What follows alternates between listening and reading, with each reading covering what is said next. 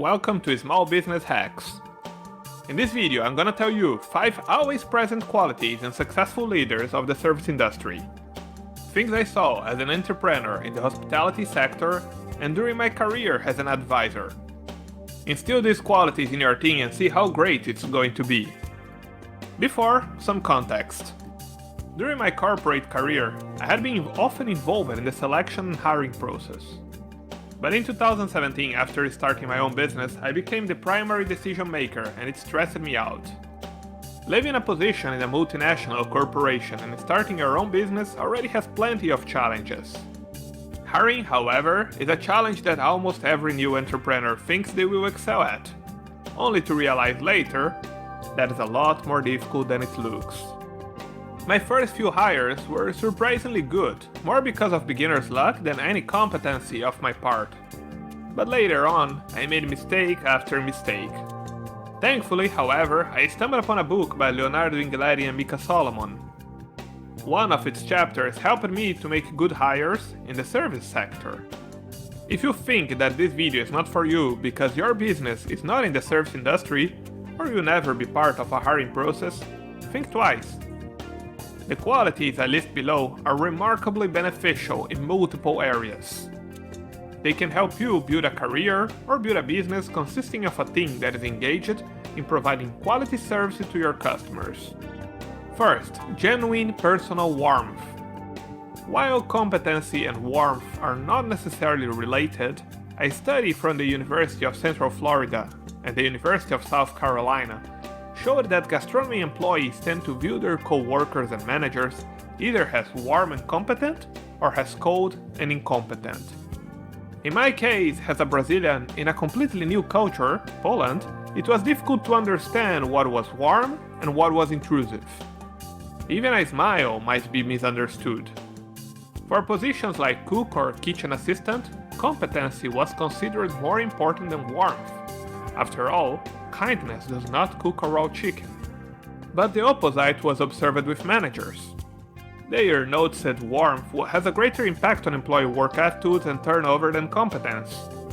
Hiring warm personnel and training your team to be more socially oriented is important. Second, empathic skill. The British entrepreneur Belinda Parma once wrote in an edition of the Harvard Business Review that empathy should be embedded into the entire organization, from the boardroom to the shop floor. Empathy helps marketing professionals to know their targets, enables managers to understand their team needs, and sales departments to discover what would make their prospects buy their services.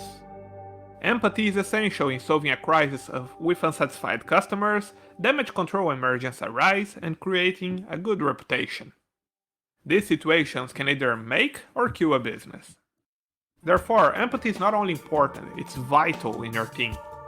Since I was starting a touristic hostel, empathy was uniquely important to our front desk staff, dealing with guests from every single continent with their own priorities and necessities. One should not downplay the fact that Asian female guests would prefer female-only rooms, or Australian groups would enjoy social interactions on our premises. Third, an optimistic, upbeat attitude. If you and your team have a pessimistic or even an over-assertive realistic attitude, things can become gloomy very quickly.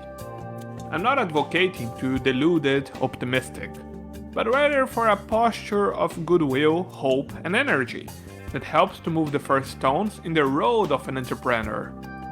In the first days of my new business, some challenges were dirty, literally, at least in the case of a plumbing pipe that flooded our basement.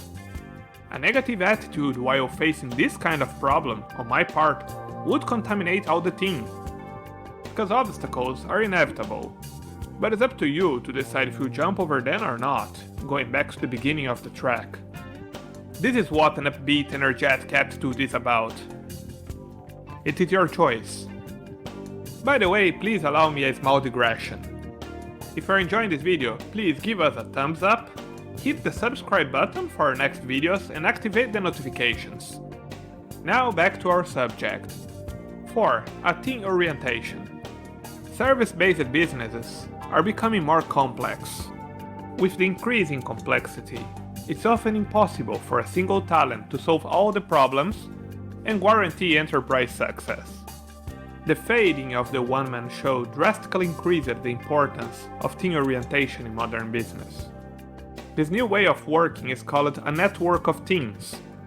This new model forces us to change job roles and specifications, rethink careers and internal movement, focus on skills as key to performance, design goals and how they are set, and how people are rewarded.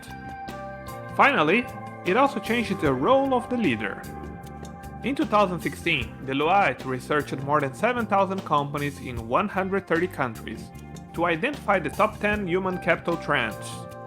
The result shows that most of the issues companies are facing today, things like the employee engagement, culture, time to market, and innovation, are tied inextricably to a new way of working. In this model, the leader is the catalyst of team performance. A team orientation means working on things like shared values and culture, transparent goals, feedback, and reward by skills and contribution instead of by position. If you are starting a new business, chances are that the hustle and bustle of a new project resulted in neglecting some or all of these matters. It's a good time to correct it and see the difference it makes. 5. Conscientiousness. To be as warm as grandma, have the empathy of a therapist, the optimism of a Renaissance navigator, and the team spirit of a quarterback will not help you if you lack conscientiousness. This complicated word is essentially the ability to mobilize your skills. Here we go beyond business. According to Drake Bayer, a columnist for Business Insider, conscientiousness is a personality trait that paves the route for steady success. Conscientious individuals live longer, have fewer strokes, lower blood pressure, and less chance of Alzheimer's disease. If you are reliable, responsible, perseverant, and driven by achievement, you are conscientious. Defining your goals and delegating what is needed to achieve them are skills that you will achieve faster. If this is still not your case, it's time to work on it. That is what I'm doing. And thanks for watching.